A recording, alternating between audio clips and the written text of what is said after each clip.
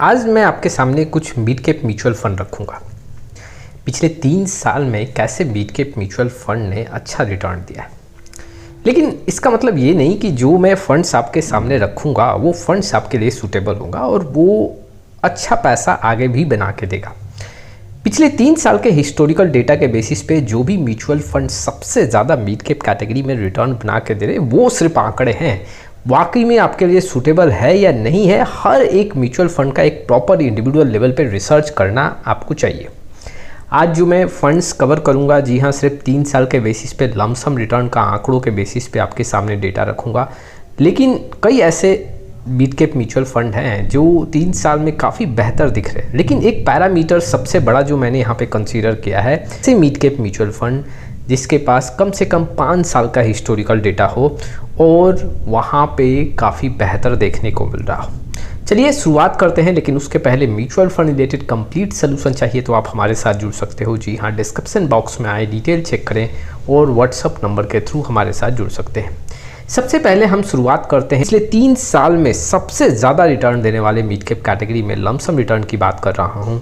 जी हाँ, यहाँ पे आंकड़ा है Invesco India mid cap fund का। पिछले 3 साल में जो 29.88% का जो एक एनुअल रिटर्न है वो मेंटेन कर रहा है। इट मीन्स कि अगर आप देखोगे तो इस म्यूचुअल फंड ने करीबन 3-3.5 साल में पैसा जो है वो लमसम में आपको यहाँ पे करीबन 80 से 90% का रिटर्न बना के दिया है।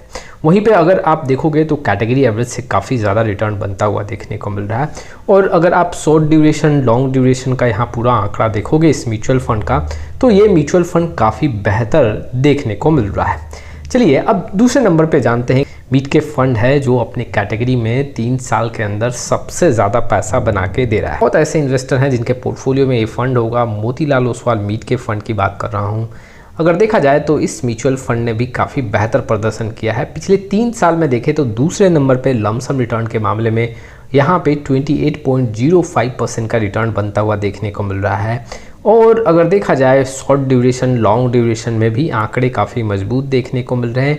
लेकिन शुरुआती दौर में जैसे कि मैंने बताया था कि सिर्फ यहाँ पे 3 साल के आंकड़ों के बेसिस पे मैं आपके सामने मिड कैप म्यूचुअल फंड रखूँगा। हालांकि अगर मैं 4 साल 5 साल 7 साल और 10 साल का पूरा आंकड़ा देखूँ तो ये म्यूचुअल फंड भी लगातार अपने कैटेगरी एवरेज के रिटर्न को पछाड़ रहा है।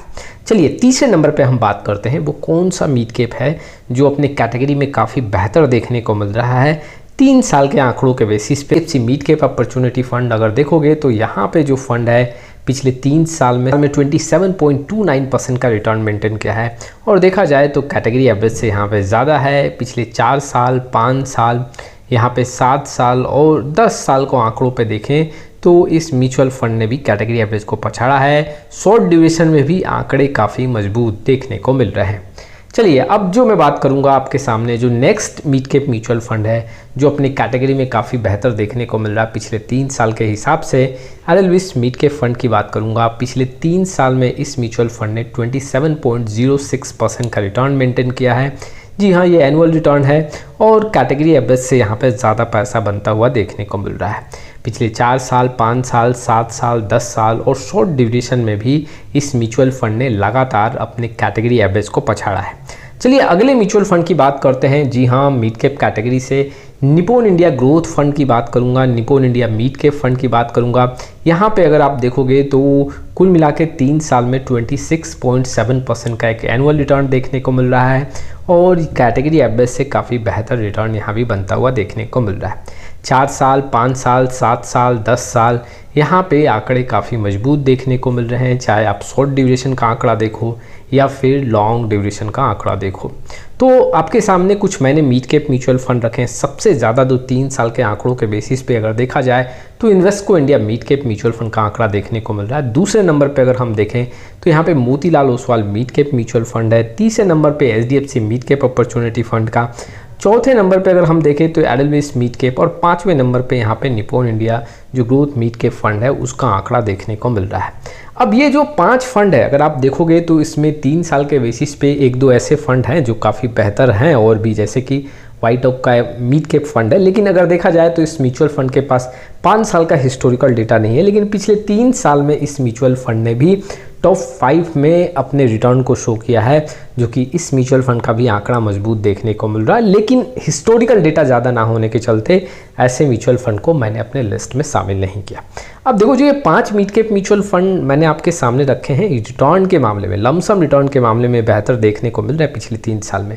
अब इसका मतलब ये नहीं कि ये आगे भी अच्छे परफॉर्म करेंगे। फिलहाल ऐसे म्यूचुअल फंड का आंकड़ा मजबूत देखने को मिल रहा है। आपको ऐसे फंड का चयन करने से पहले एक प्रॉपर रिसर्च जरूर करना चाहिए, हर एक इंडिविजुअल फंड का रिसर्च करना चाहिए और तब एक डिसीजन लेना चाहिए। सिर्फ 3 साल के आंकड़ों के बेसिस पे आपको यहाँ पे डिसीजन नहीं लेना चाहिए। आप 5 साल के बेसिस पे देखें, यहाँ पे 2 साल, लॉन्ग टाइम, शॉर्ट टाइम के आंकड़ों के बेसिस पे देखें, का फैक्टर को पूरा समझें और उसके बाद ऐसे म्यूचुअल फंड को अपने पोर्टफोलियो में जगह दें। ऐसे म्यूचुअल फंड्स में रिस्क भी काफ़ी ज़्यादा है।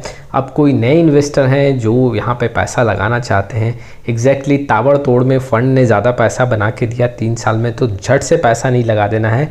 आप अपना रिस्क कैपेसिटी ज़रूर चेक करें ऐसे म्यूचुअल फंड को चयन करने से पहले। ये कुछ इन्फॉर्मेशंस थे जो इन्वेस्टर के लिए काफ़ी इंपॉर्टेंट थे। आपका क्या राय है इस वीडियो को लेके कमेंट बॉक्स में जरूर आएँ। फिर मिलें एक नए वीडियो के साथ, तब तक के लिए जय हिंद, जय भारत।